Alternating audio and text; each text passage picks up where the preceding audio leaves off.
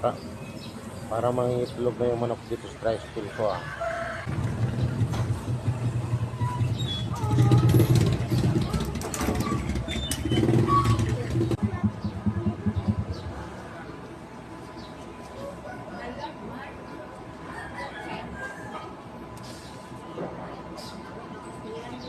Wow, nangitlog na.